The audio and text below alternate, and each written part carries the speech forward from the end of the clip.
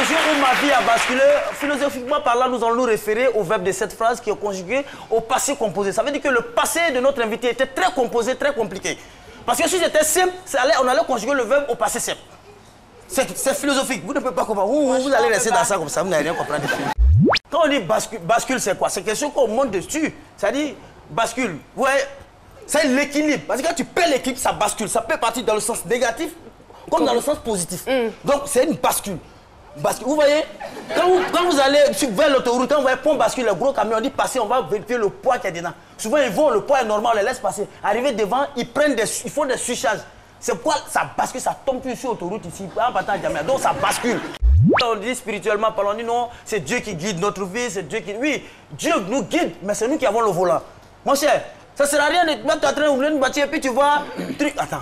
Soyez sérieux, il faut maîtriser certains contours de la vie. C'est il fait très attention à nos fréquentations. Les mauvais amis, il faut faire très... Comme c'est pas écrit sur le front de quelqu'un, je dis ça toujours, mauvais ami. C'est à toi de faire très attention. Avoir le discernement et faire de bons choix. Voilà, de faire le bon choix. Toi, tu ne peux pas là vivre plus de 10 ans dans la galère, le jour tu as un peu d'argent, et puis tu es là, tu as dit, j'ai dit, il y a dossier, là, je ne vais pas avoir ce numéro. Mais ta vie va basculer.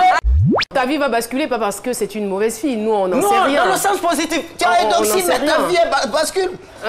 Ça va basculer à tous les coups. Parce que là, tu es monté, et c'est là ça bascule. Je partais d'abord à la psychologie voir un frère du village. Et il allait un peu me coiffer, comme il connaît un peu ma tête. Et après cela, peut-être vers 14 et 15 heures, j'allais aller voter. Ça, c'était le programme que j'ai fait. J'arrive à la psychologie. J'arrive dans son salon.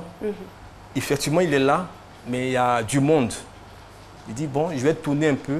Si le monde diminue, je vais revenir et il va me coiffer. Je tourne, je croise une ancienne camarade. On cause un peu. Bon, je lui dis que j'allais revenir. J'arrive et il y a une seule personne. Donc il dit, bon, je vais attendre. Comme déjà, c'est presque fini, je vais attendre. Tout à fait. Je suis rentré dans son salon, je suis assis. 5 minutes plus tard, on attend un bruit. Bon, logiquement, je sors d'abord pour qu'il sorte. Peut-être que le danger vient vraiment, je ne sais pas. Il sort, je regarde un peu de loin, en face de la psychologie 2.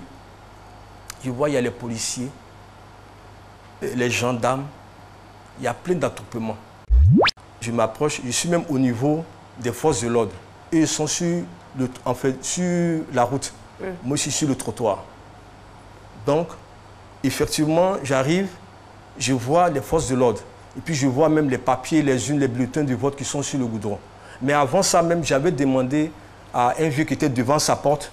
Il dit, mais ah, doyen, qu'est-ce qui se passe? Il m'a dit, non, il y a les gens qui sont venus, ils ont cassé, ils sont partis. Malgré ça, moi, je vais encore. Quand j'arrive... Ça, c'est votre curiosité qui vous dit... Oui, ça, c'est ma curiosité encore. Je suis ivoirien. Ça, c'est l'ivoirien qui fait ça. Je rentre dans un couloir, peut-être à 15 mètres, où il y a les policiers. C'est là que je vois 4 ou 5 personnes qui viennent vers moi. Ils me disent que je suis dedans. Je fais partie de ceux qui ont cassé. Ils ont commencé à me tabasser vraiment copieusement. Il dit bien copieusement. Quand on attrape un voleur, imaginez-vous comment on le frappe. Maintenant, moi, on dit, moi, je ne suis pas voleur. Mais je suis plus que, en fait, j'ai monté la grade. Voilà, c'est comme, voilà, je suis ennemi de la République. C'est ça. Voilà. Je remercie la police, franchement. Voilà, parce que si la police mettait 1 minute de plus, je n'allais pas être... Vous seriez peut-être mort. Ouais. C'est vrai, ils sont venus, mais ils ne vont pas me relâcher. Puisque... Ils ont quand même demandé des explications. Eux, ils ont dit seulement que moi, je suis dedans. Ok. Arrivé au 16e, je trouve 3 personnes qui sont accusées du même délit que moi. Donc, nous étions 4. Et après, 2 autres personnes sont arrivées. Nous sommes devenus 6 personnes. Il y a un autre cadre de la police qui est arrivé et il a donné l'ordre qu'on nous amène à la préfecture de police. En partant à la préfecture de police, sur l'autoroute du Nord, on nous dit non, nous, on ne mérite pas la préfecture de police. Donc, on nous amène à la direction de la police criminelle, au blindé. Voilà. Parce que bien avant ça, le vendredi qui précédait le dimanche, il y avait des gens qui ont fait une marche non autorisée. Donc, ce sont eux qu'on a gardés à la préfecture de police. Donc, pour nous, là, c'est grave. Nous, c'est pas marche, nous, c'est casse. Donc là, il ne faut pas, on va laisser mélanger avec ceux qui marchent. Nous, c'est pas marche, c'est casse.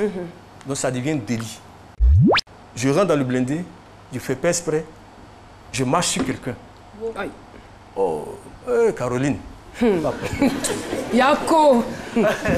J'imagine la suite. Il se réveille. Il marche sur quelqu'un. Il ne sait pas si c'est un braqueur. Il se réveille. Il dit, mais tu m'as réveillé. J'ai vu des gens qui ont sursauté dans le public. Ils ont eu peur. Tu m'as réveillé.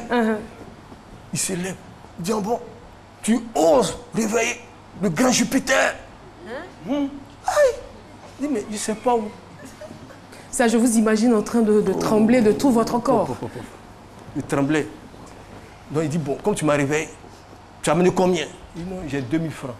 Au fait, en réalité, j'avais 42 000 francs. Donc, quand tu rentres dans le blindé, il fait noir. Mais après, je crois 2 ou 3 minutes après, bon, on se voit quand même. C'est ça. Donc j'essaie de voir, je prends les 2000 francs, qui fait ça? Oh, j'ai pas la chance, je lui donne 10 000. Là encore, c'est grave. Jupiter dit, donc moi, je suis un menteur. Si moi, il va me sodomiser là. Ah là là là là. Que lui, Jupiter, c'est un tueur. Je suis dans quelle affaire? Nous sommes venus, on était 6. C'est moi d'abord, on fait rentrer. Donc, Jupiter a son petit qui est derrière. Donc, je lève mes mains, enfin mes deux mains, mes deux bras, et puis eux, ils me parlent. Donc, ils ont pris tout mon argent. Et Jupiter me dit, à partir d'aujourd'hui, s'il doit pisser, il doit lui demander la permission. S'il doit manger, s'il doit même respirer. En fait, Jupiter vous a testé quand il a dit qui a massé sur Jupiter. Vous devez répondre non, c'est Mars qui a massé sur Jupiter. Le lundi, mes parents sont venus me voir. Mais vous savez, quand vous êtes en prison, c'est bizarre. Hein? Quand les parents viennent, en réalité, ça vous fait mal. Mais vous cachez votre amertume. Pour ne pas que les parents partent un peu dans l'amertume. Voilà. Donc le lundi, ils sont venus. Bon, je les ai monté le moral. Maintenant, c'est le mardi, le 1er novembre, qui m'ont appelé. Ils m'ont dit, bon, Akpa, toutes nos excuses. Bon, on a contrôlé, on a vu. Voilà, vous êtes libre.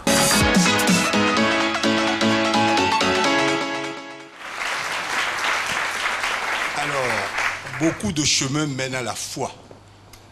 Et il y a un aspect dont M. Akpa n'a pas parlé, c'est qu'il y a une promesse non tenue. C'est vrai. Et c'est parce que la promesse n'a peut-être pas été tenue qu'il y a eu toutes ces conséquences-là. Je continue. M. Akpa est sorti, disons, pas blindé, mais très fort de l'événement. C'est ça. Alors, il a fait l'inverse. Habituellement, les gens quittent la campagne pour la ville. Lui, il a décidé, à partir de ce qui lui est arrivé, de quitter la ville pour la campagne. Il a choisi son village, Youli. Il est sorti. Vous savez, on n'est jamais le même avant et après l'événement. Monsieur Akpa est sorti marqué. Ça aurait pu être pire. C'est ça. Mais il est sorti conforté. Il est sorti transfiguré. Dieu. C'est le seul mot qu'il a à la bouche aujourd'hui. Donc nous nous contentons. Mais ne faites pas de la contemplation, c'est-à-dire au-delà de cela, travaillez comme vous êtes en train de le faire et continuez.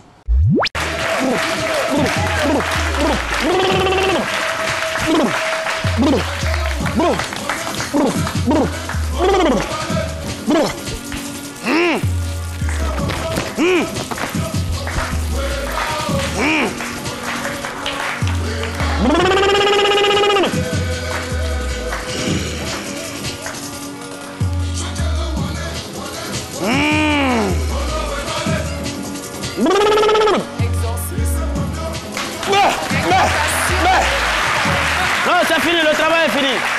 Voilà, Caroline, c'est public. Voilà, depuis samedi, après ce qui s'est passé au stade Félix, je viens d'arriver hier, mais j'ai sommeil comme ça. Qu'est-ce qui s'est passé? Je suis allé conjurer le mauvais sort. Plus jamais cette débâcle-là, vous n'avez pas vu ce qui s'est passé? Non, non, on sait rien. Pardonnez, ne donnez pas le score. Mais ce qui s'est passé, c'est passé. Et moi, je suis allé conjurer le mauvais sort. Depuis samedi, je suis au stade Félix Houphouët-Boigny. Plus jamais ça va arriver sur notre territoire encore. Félix Houphouët-Boigny, au stade Félix Houphouët-Boigny, si on gagne les éléphants, venez m'attraper ici. Parce que tout le travail qui a été fait, c'est fini. Voilà, c'est fini. Il n'y a plus... Il n'y aura plus ça, plus jamais ça dans notre pays, plus jamais ça. Voilà, c'est fini. Le travail a été fait, mais chers Ivoiriens, pardonnez. Ce n'est pas l'occasion pour vous de blâmer qui que ce soit. Arrêtez d'insulter ces joueurs, arrêtez de les blâmer. Arrêtez, arrêtez. C'est notre équipe nationale. Est-ce que vous avez oublié ça? Regardez ces images. De l'aéroport avec le trophée. Tout le monde, le test, c'est dans quelle année déjà? En 2015, quand je venais avec le trophée, en 2015. On a vu les Bobo qui est en train de temps aujourd'hui. Mais Bobo, il a levé des balles sûres contre. Attention. N'oublions pas ces moments-là, je vous en prie. C'est notre équipe nationale. Soyons avec elle dans les moments difficiles comme dans les moments de joie. C'est ça qu'on appelle un vrai supporter. Dans ce sujet-là, il y a deux victimes. Il y a le conjoint et la conjointe. Parce que déjà, l'homme de Dieu a profité de la naïveté de ces deux personnes. Donc, en même temps, le conjoint s'est rallié. Ça, c'est clair. Mais moi, je dis que ça, c'est pas un homme de Dieu. Voilà. Un homme de Dieu ne peut pas faire ça. Un homme de Dieu ne peut pas profiter de la naïveté de ses fidèles. Ça, c'est pas un homme de Dieu. C'est des prétendus hommes de Dieu. Voilà. Souvent, ça existe. Il y a ces personnes-là, on les reconnaît un peu partout. Ils sont tellement éloquents, mais excusez-moi, c'est des hommes de Dieu qui sont dans le vrai, sont très éloquents également. Mais c'est pourquoi il dit que c'est difficile de les reconnaître. Ils maîtrisent toutes les parties des livres saints. C'est-à-dire quand ils te parlent comme ça, toi tu penses que Dieu même est arrêté devant toi-même. Très bien habillés, en tout cas, ils ont tout ce arsenal-là pour être des hommes de Dieu. Les fidèles de God font très très attention. C'est pas pour blâmer qui que ce soit, je ne suis pas en train de critiquer tel ou tel, mais ces hommes de Dieu-là qui profitent de la naïveté, ces escrocs-là, ils ont la bouche prend fessé, quand il dit tu fouilles dedans la page 622, ça est là-bas. Il va prendre le Coran, il n'a aucun, tu fouilles, ça est dans le Coran. Ils sont trop forts, il faut faire très attention. Et voilà, il faut faire, par exemple, c'est pas écrit si front de quelqu'un, faux homme de Dieu, c'est pas écrit, il faut faire très très attention. Et là, je vais dire que, généralement, ce sont les femmes qui sont victimes. Je ne suis pas surpris de vous voir là, que notre invité soit une femme. Généralement, ce sont les femmes. Quand on dit, quand quelqu'un vient ça, dit, tu dis, mari, tu vas avoir mari, foyer, enfant, c'est les femmes qui sont là, waouh. Quand on dit veille de prière, elles sont là, waouh. Elles vont confier tout à cet homme de Dieu là. C'est-à-dire, elles sont là, c'est elles qui tombent généralement en transe. Elles sont là, puis, c'est-à-dire, ils profitent. Regardez quelqu'un qui. Regardez, moi, il y a des endroits, moi, je ne sais pas concevoir que non, quand c'est un garçon, pour prier pour lui, chez lui à la maison, toi, tu te dis, tu es homme de Dieu, puis tu donnes rendez-vous à 14h où le soleil te zénite à l'homme. Quand c'est la femme qui dit, il faut venir à minuit, là, en ce moment-là, les anges sont bien armés pour combattre le démon. C'est à minuit, dans la journée, il ne peut pas démonter ici. Donc, non, attention, il te donne rendez-vous à minuit pour aller. Attends, profiter de ta naïveté. Donc, faisons très, très attention. Moi, je dis, je dis, ça dit, il faut faire, voilà, non, je ne sais pas, je mesure un peu mes mots, parce que les hommes de Dieu me regardent, et moi aussi... Non, mais c'est délicat parce qu'ils ne sont pas c'est très délicat. Il y a des brebis galeuses, hein, ça c'est dans tous les domaines. Mais, et moi, j'ai été victime de cela, moi j'ai oublié, c'est un témoignage, peut-être que je devais m'asseoir là-bas. D'accord, ça sera pour une prochaine fois. Non, j'ai été victime... On vous recevra. Non, là où je l'ai attrapé, il a commencé à citer les paroles du livre, et puis il me dit, va voir Tatiana 26, 27, 30, il y a pas Tatiana là-bas. C'était en 2010. J'avais mon salon de coiffure déjà. J'avais un salon de coiffure. Dans quelle commune? Dans quelle commune? À Yopougon. D'accord. Je travaillais déjà. J'avais mon salon de coiffure à moi-même, à mon nom. Je travaillais. Bon, un soir comme ça, il passait, il m'a salué. Et après, j'ai vu que j'ai une amie que je le connaissais. C'est son ami. D'accord. Vous aviez donc un ami en commun? Non, un jour comme ça, il m'a dit non, que ta fille, là, elle m'intéresse. Tout ça. Bon, moi, je vais d'elle, un truc comme ça. Et puis, bon... Il est venu envers moi, il a parlé. Bon, moi, je lui ai dit que moi, franchement, je suis fatiguée des hommes. De gauche à droite, je ne veux plus. J'ai fléchi le genou dans ma chambre. Mais c'est adressé à mon Dieu. Dit à mon Dieu, gauche à droite, je ne veux plus. Un homme qui va venir. Vous avez déjà connu des déceptions auparavant? Oui. Que ce n'est pas le mariage, ce n'est pas l'appel. Lui aussi, il a dit pareil. Lui aussi, c'est la même prière qu'il a dit à Dieu. Il dit, c'est Dieu qui nous a mis ensemble. Et dans ça, on est resté. Même 2010, on a pris une maison de 70 000 francs à Yopougon. On était dans 3 pièces là-bas. Lui, il a ses 3 enfants déjà. J'étais dans 3 pièces. Mais j'étais avec les 2 petits garçons. Puis j'ai pris une grossesse qui n'est pas restée. C'est dans ça que je cherchais enfant. Je partais beaucoup au sanctuaire, je priais beaucoup. C'est de là-bas, j'ai croisé une maman d'une longue date qui était en train de faire son chapelot aussi. Il dit, ah, je connais maman là. Je me suis approchée d'elle, je l'ai saluée. Il dit, c'est toi? Il dit, oui. Il y a longtemps, il y a quoi? Vraiment, je les mets dans un foyer avec enfant. C'est pas facile. Moi, je cherche à quitter. Elle dit, non, il ne faut pas quitter, il faut rester. Je connais un pasteur. Actuellement, il est là au Sénégal. S'il vient, je vais vous mettre ensemble en contact. Il va te suivre un peu. Il dit, d'accord, j'ai compris. Dans ça, j'ai appelé la maman un soir. Il dit, ah, tu m'as dit que tu as même confié ton pasteur, mon moteur, ton pasteur. Elle m'a dit oui, que actuellement il a des retours, je vais t'envoyer son numéro. Elle m'a envoyé son numéro. Bon, il a commencé à appeler le pasteur. Il a commencé à me suivre un peu. Ça allait dans le début, tout était bien. T'es bien parti. T'es bien. Quand c'est qu'on déménage, on est venu à la Riviera 3. On a pris 3 pièces là-bas encore. Là, toujours avec votre avec mon mari. D'accord. Et là-bas aussi, j'ai pris une autre grossesse. Et mon fils n'est pas resté. Et une semaine après, le garçon, il est parti. Oh là là. Et après, ça a été vraiment découragé. Je ne voulais pas rester dans ce foyer. Il était fatigué. Il dit au même pasteur que moi, je vais partir, je reste. Il dit, tu vas partir où? Je vais rester. Après, il y a une troisième personne qui va faire son entrée dans le foyer. C'est qui cette personne? Bon, on dit que c'est sa nièce. Il y avait une autre nièce qui était là, que je la connaissais très bien. C'est la fille à sa grande sœur. Elle, je la connaissais très bien. Mais c'est la deuxième qui est venue là. Vraiment, je ne la connaissais pas. On m'a dit que non. Il m'a dit que c'est sa nièce. Qu'elle est venue pour passer le concours, tout et tout. Qu'après le concours, elle va partir. Comme elle est quittée loin pour le transport, tout ça, elle va rester là. Il dit d'accord, il y a la chambre des enfants. Elle peut rester dans la chambre des enfants, pas de problème. Déjà, ce foyer, ils étaient en train de préparer sur mes yeux. Non, on n'a pas bien saisi cette partie, n'allez pas si vite.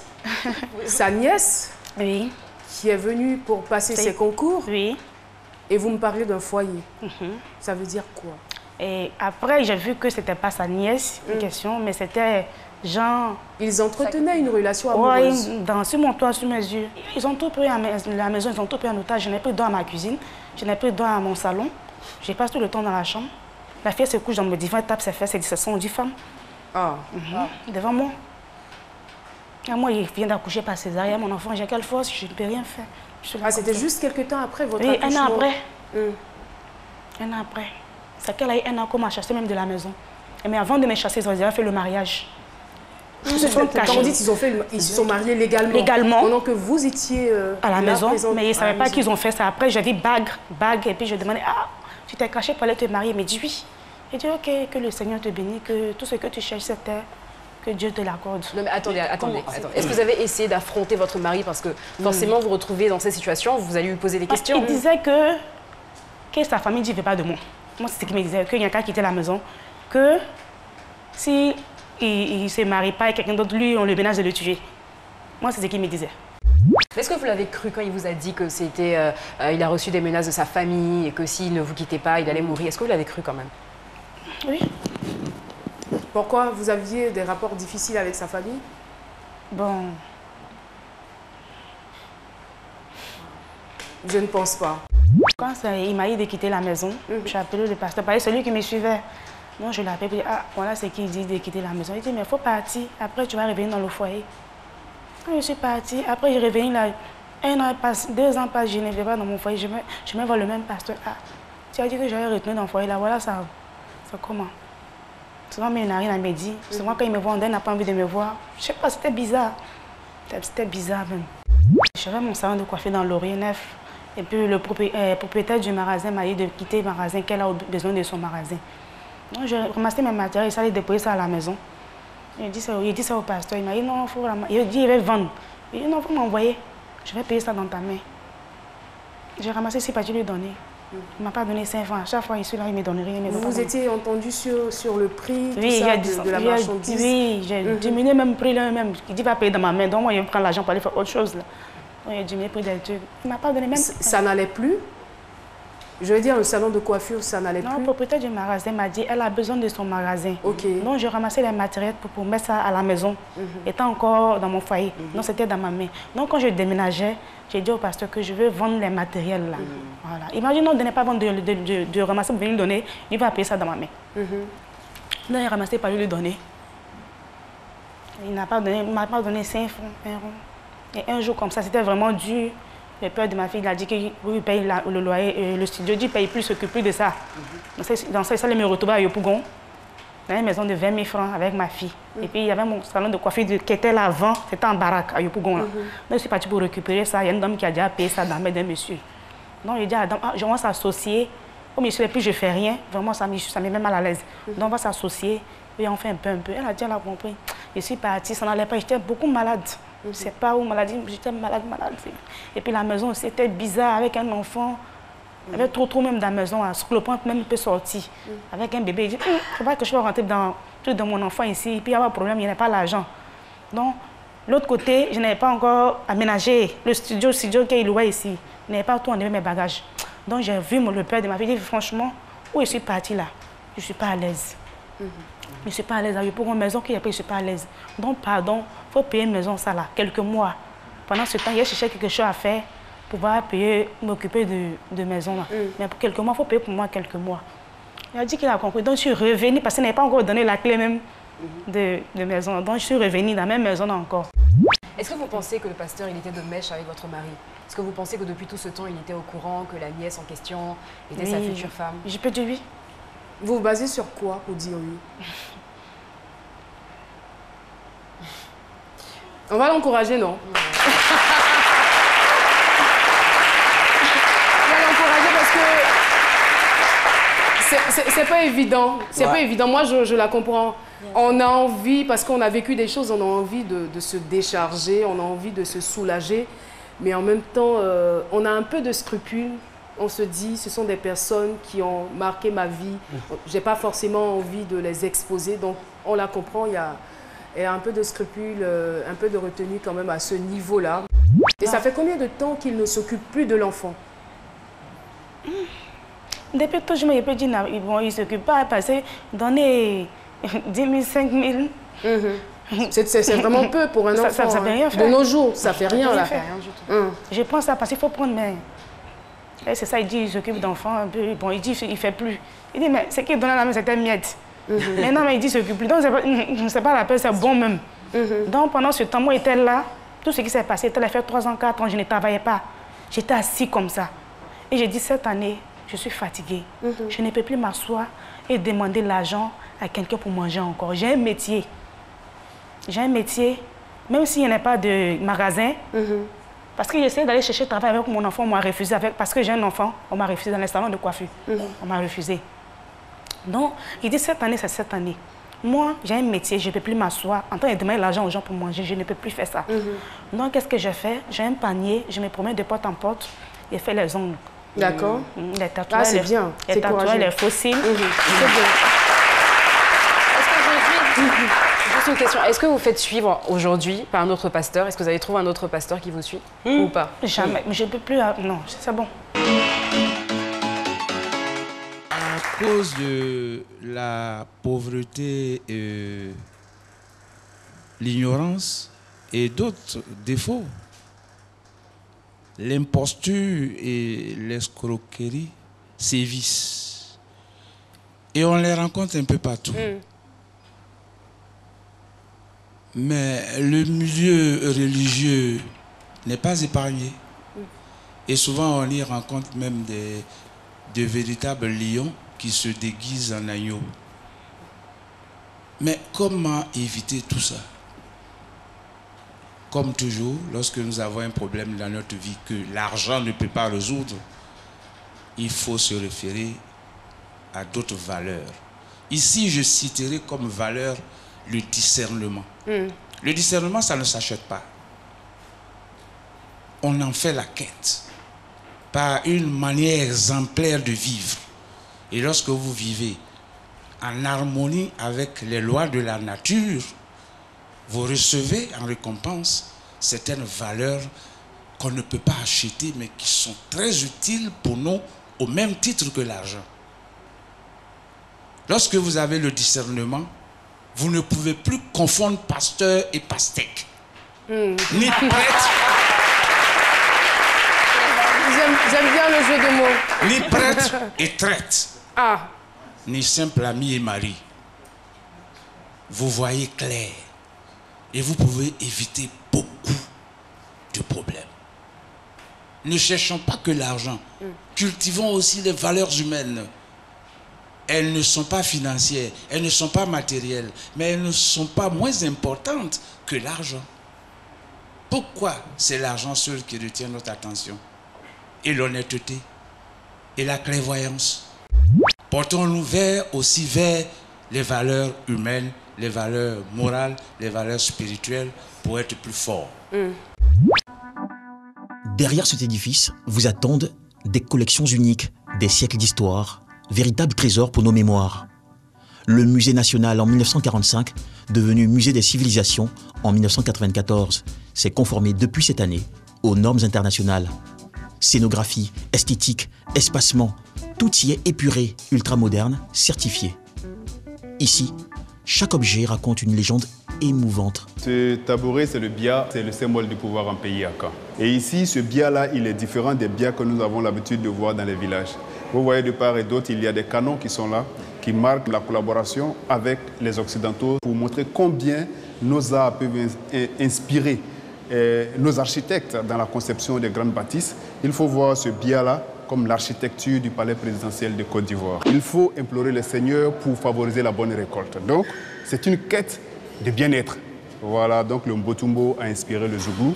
Le Mbotumbo, il est originaire des Béoumi, c'est-à-dire chez les Baoulés Godais. Comprenez pourquoi le Zouglou se dansait Le Zouglou, c'était comme ça, avec, voilà, c'est un peu ça. Plus de 40 000 personnes foulent ces lieux chaque année. Scientifiques, étudiants, touristes, simples curieux, tout le monde y trouve son compte. Il n'y a pas d'âge pour être saisi par l'émotion. Alors dis-moi, qu'est-ce que tu as découvert pendant ta visite du musée aujourd'hui? Le crâne de l'éléphant, le fauteuil présidentiel, les différents masques à kangourou, baoulés, les pavillons contemporains et les statues. En visitant la salle d'exposition ou de documentation, on est littéralement embarqué dans un voyage à travers le temps. Paléolithique, colonisation, indépendance, art contemporain. Respire, nous inspire et interpelle. Plus de 15 200 objets authentiques, d'art ancien, de photos rares, de pièces ethnographiques et archéologiques. Un musée qui fascine et éclaire l'esprit. Attendez, ce n'est pas tout. Il régale aussi notre appétit grâce à son resto. Offre un espace pour organiser des events dans ce patio et une apaisante tranquillité en plein cœur du plateau. Madame Sylvie Cassi, directrice du musée, a vu son budget passer de 85 millions en 2009 à 19 millions de francs CFA cette année. Et pourtant, la conservation de l'art coûte cher. N'empêche, elle continue de nourrir des projets ambitieux et utiles pour la communauté. Les mercredis du conte qui consiste à inviter tous les mercredis les enfants d'un établissement donné à venir au musée pour découvrir les collections que nous avons, mais aussi à se familiariser avec cette discipline qui est le conte qui nous plonge au cœur de la sagesse africaine. Comme autre projet, le lancement de la Société des Amis. La Société des Amis, c'est un groupe de bénévoles qui travaille à l'effet d'aider le musée en apportant quelque chose dans l'édification du tissu social avec la mise en commun de toutes les valeurs de la Côte d'Ivoire. Et puis nous avons aussi la numérisation de 5000 pièces. La numérisation des collections nous permet d'avoir une traçabilité au niveau de nos objets parce que nous savons tous, le musée a déjà été pillé et nous ne souhaitons pas que cela encore se répète. Le temps ne nous suffirait pas pour raconter l'histoire de toutes ces trouvailles, pièce par pièce. Mais avec 500 francs pour les adultes, 100 francs pour les enfants ou 200 francs pour les étudiants, s'ouvriront pour vous les portes du temps.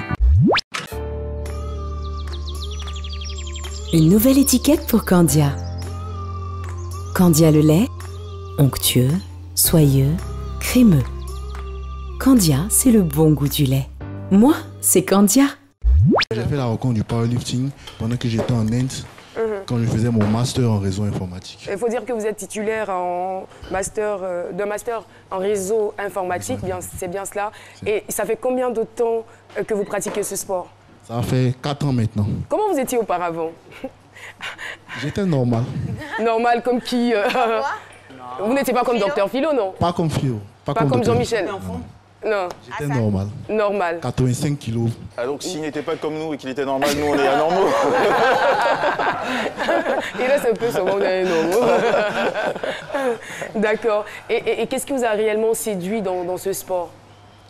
J'ai toujours été passionné de force. Voilà. Depuis le bas âge, Hercule. Voilà.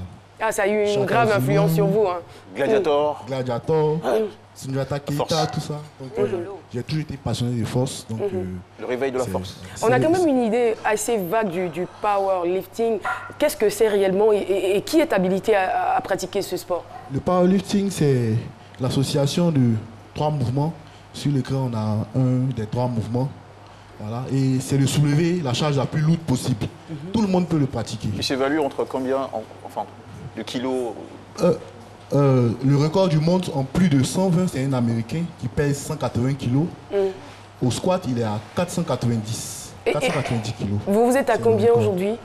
Dans ma catégorie, en moins de 120, le record il est à 380. Je fais déjà 370 à l'entraînement en salle. J'ai pas bien saisi. La plus lourde charge pour vous s'élève à combien? La plus lourde charge, c'était hors compétition. C'est à l'entraînement, 370. 370. Mais en compétition, je suis à 330. D'accord. Alors, on va aller très rapidement pour la démonstration. La charge que nous avons là sur le podium à la place GTB, quel est son poids? Environ 310, 320, je crois. 310, 320. Oui. Donc, allez-y. Wow. Allez-y.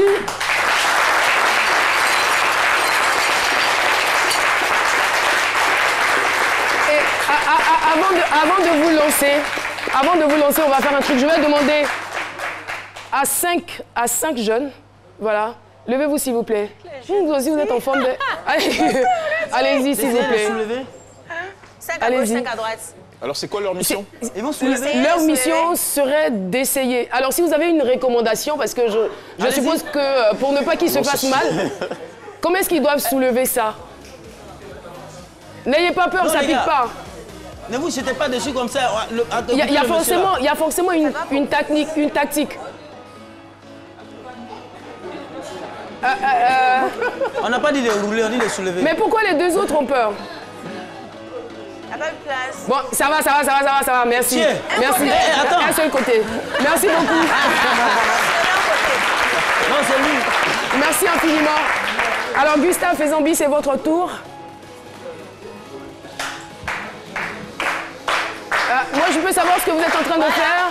C'est quoi? Qu'est-ce que vous inhalez là? Gustave, vous n'avez plus de micro, vous avez inhalé quelque chose tout de suite. C'est quoi? C'est de l'ammoniac, c'est pour... C'est sûr? C'est pas de la poudre? Jean-Michel. Attention. Vous n'avez pas encore fait votre chronique, Jean-Michel, attention. L'ammoniac, c'est pas dangereux. Allez, quitte à savoir si c'est ça réellement. Pourquoi il faut de l'ammoniac avant de commencer? Allez, on applaudit très fort pour Gustave Fezambi, en espérant le voir soulever donc cette charge.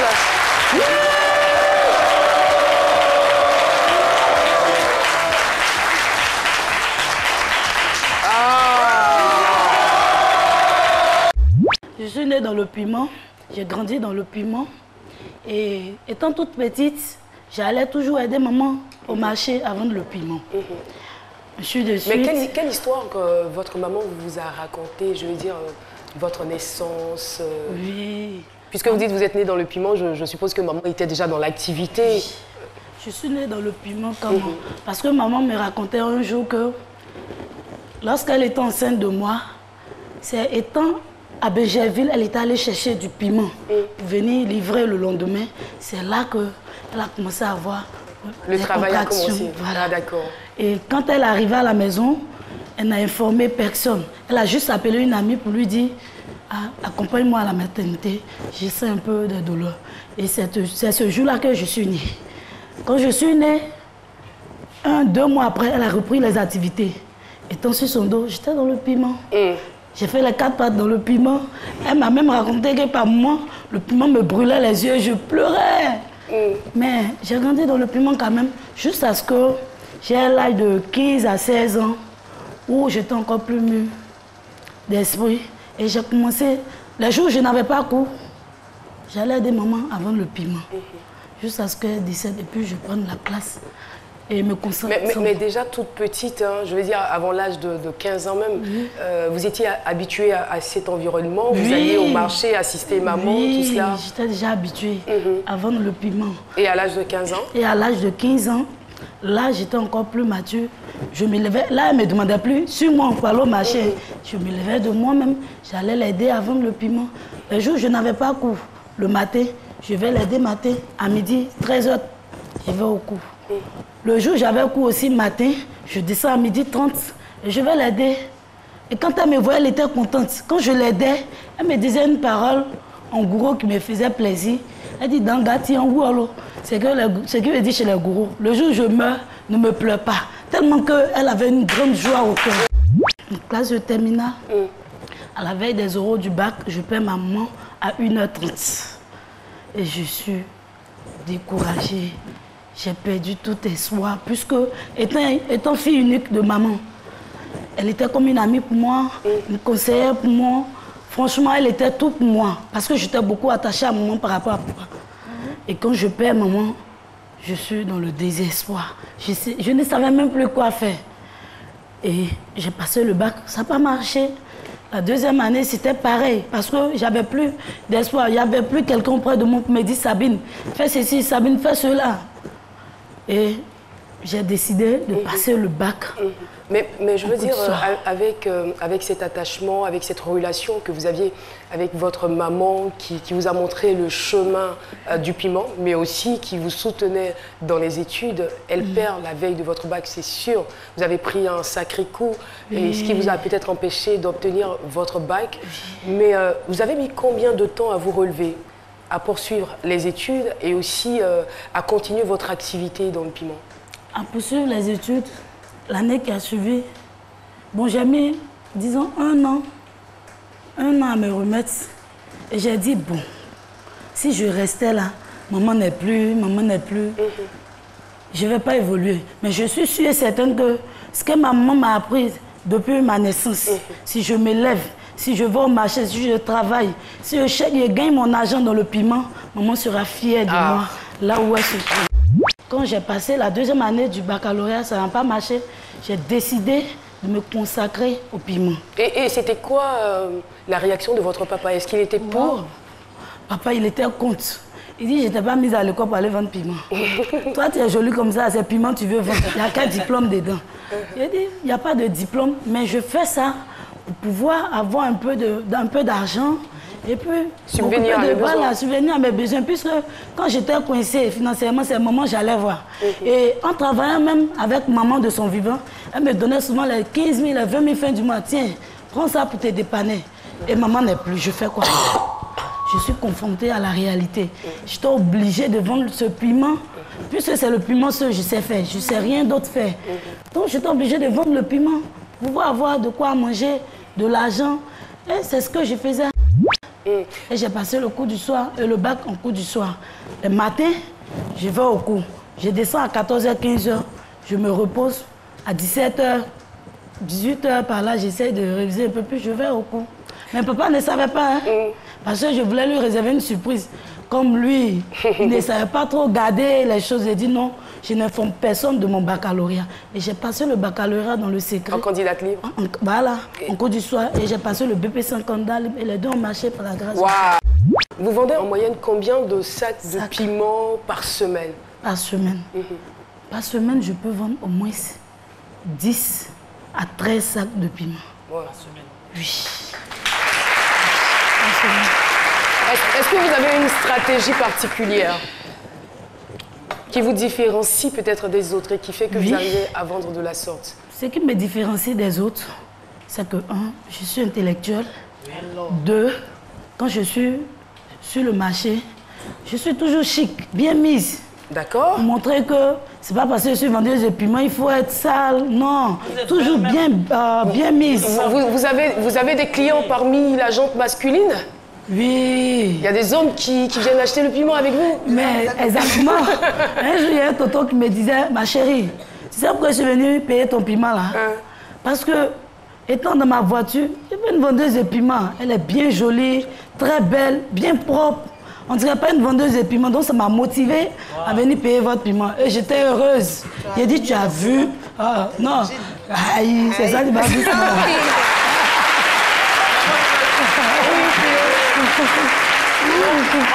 Courage, franchement, félicitations, courage. Merci. Vous êtes doté d'une beauté pimentée, franchement. Ça m'engage comment? Quels sont les piments que vous commercialisez, que vous connaissez?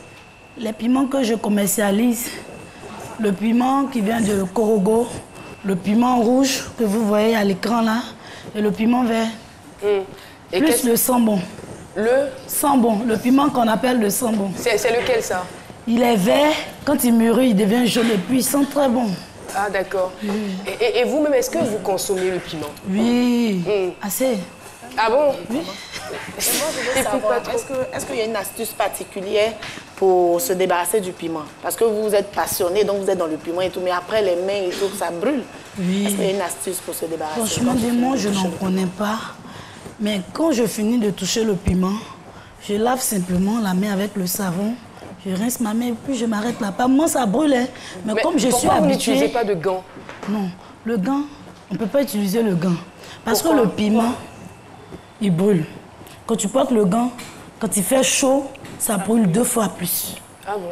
Oui, le piment... Et donc, vous, c'est comme ça, à main nue comme ça que vous... Oui, oui. Donc, placez les tas de 200 avec ça, je vais voir. Placez les tas de...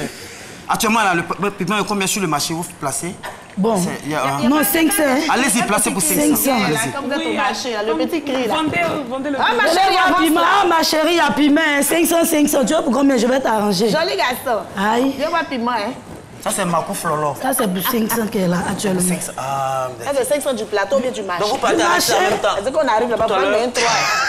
Dans cette période-là, est-ce que vous ne vous frottez pas les yeux après avoir travaillé avec le piment? Ça arrive quand même? Non, ça n'arrive pas. Je n'oublie jamais que j'ai le piment sur la main. D'accord.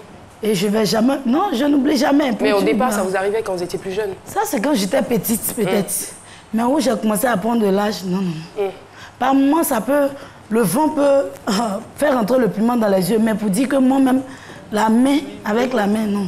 C'est pas possible. Et en ce qui concerne vos études, puisque vous êtes titulaire d'un bac A2, qu'est-ce que vous comptez faire plus tard? Plus tard, franchement dit, si je devais continuer les études, peut-être... Bah, c'est pas sûr, hein? Non, c'est pas sûr. Si je devais continuer les études, c'est faire une grande école en gestion commerciale pour approfondir plus mes connaissances dans le domaine du commerce, sinon... Et justement, parlant de connaissances, est-ce que vous comptez approfondir et puis étendre ce commerce-là? Bien sûr, ça c'est mon rêve. En faisant quoi, par exemple? Bon, en faisant le grossiste.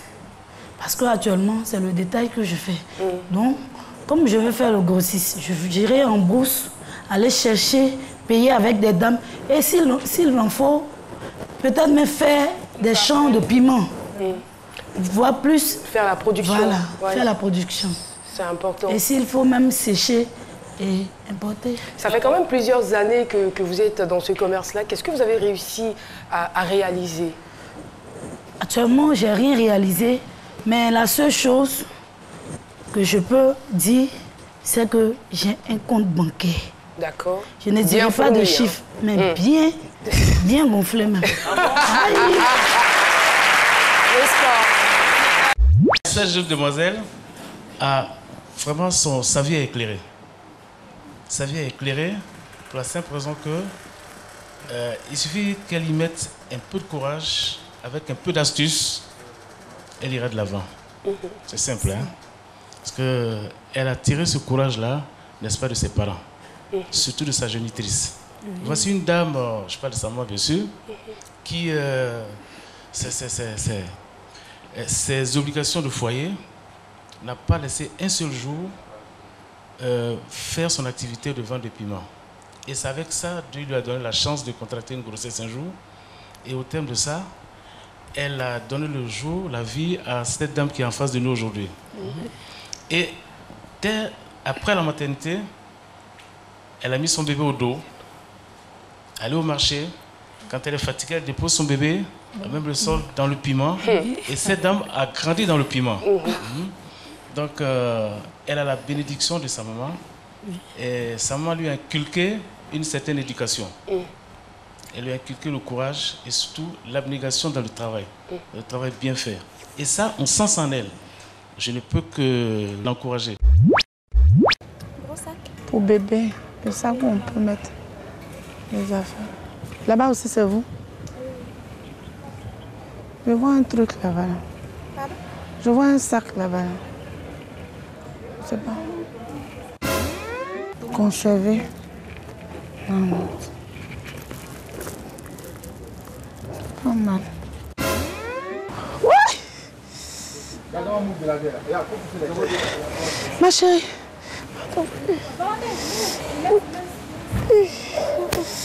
Venez l'aider. Donne assez. Ma chérie, c'est quoi? Madame, c'est quoi? C'est quoi? Je dis, tu as fait quoi la femme là? Je lui ai rien fait. C'est pas toi qui es venu lui parler tout à l'heure là? Elle a dit. On était là, moi. J'ai dit. Mais envoyez quelque chose de loin, tout comme ça. Elle a enceinte. Doucement. Envoyez de loin, tout comme ça, ma boire, Seigneur. C'est quoi l'histoire ça là? Doucement. Toi aussi que tu l'as pas tapé. Tu l'as pas tapé, il y a la tapé. Moi je t'ai vu ici, tu l'as tapé. Aïe, avant de prier, d'accord dessus là, tu l'as tapé. Aïe, qui t'a dit? Aïe, toi tu cries comme ça. Elle a tapé comme ça. Je t'ai vu, je l'ai bien comme ça. Elle a touché. Elle a tapé. Ici, elle a tapé. Madame, elle vous a tapé. Elle vous a tapé. C'est faux. Sarah a fait ça là. Appelez un duo. Appelez un duo. Appelez un duo. Mettez un duo. Venez la prendre ici. Venez la prendre française. Venez la prendre la mettre ici. Venez la mettre ici. Dieu. Seigneur, oh mon Dieu. Ça va aller. Madame Yako.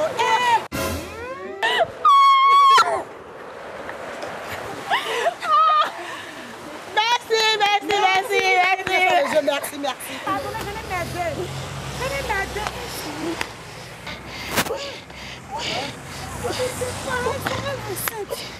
Oui. Oui. Vous la connaissez? Alors, moi, j'étais dans la photo puis je l'ai aperçue. Eh, Seigneur, c'est qu'elle a fait ça là. Oui. Elle est enceinte. Oh Dieu. Comment ça, comment? Pardonnez, vous n'avez pas un téléphone, j'ai appelé son mari, il va venir, il n'est pas loin. Non, je pense que c'est bon, son mari n'est pas loin, il va venir. Vous connaissez son mari? Si. Elle m'a dit le numéro. J'ai parlé un peu, elle a dit qu'elle a laissé son mari. Elle m'a donné le numéro. Faut donner le numéro. Il n'est pas loin, il est là, il va venir en même temps.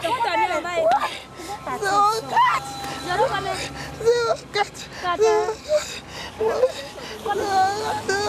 Combien? Mon mari s'appelle Joseph. 04 combien? Joseph. 04 combien? Combien? 02 combien? 02 combien? 02 combien? Il ne faut pas crier sur elle, il ne faut pas crier sur elle. Pourquoi? Mais son service, on vous a demandé. Si vous ne voulez pas avoir de service, allez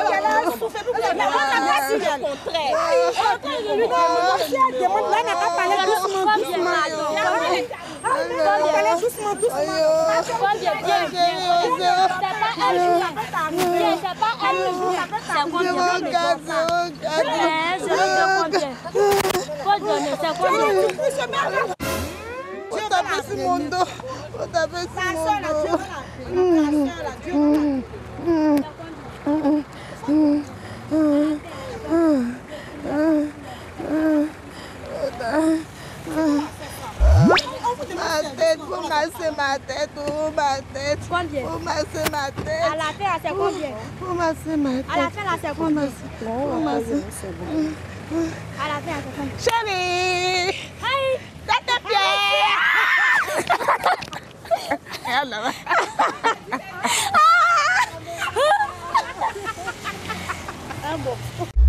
Merci en tout cas d'avoir été là. Merci à tout le public. Merci à vous, téléspectateurs. On a été très heureux de vous servir. Désolé pour la qualité de la voix. Je pense qu'elle va s'améliorer au fil du temps. Et merci de rester donc sur RTI 1. On se retrouvera demain à 12h pour un autre C'est Midi. Au revoir.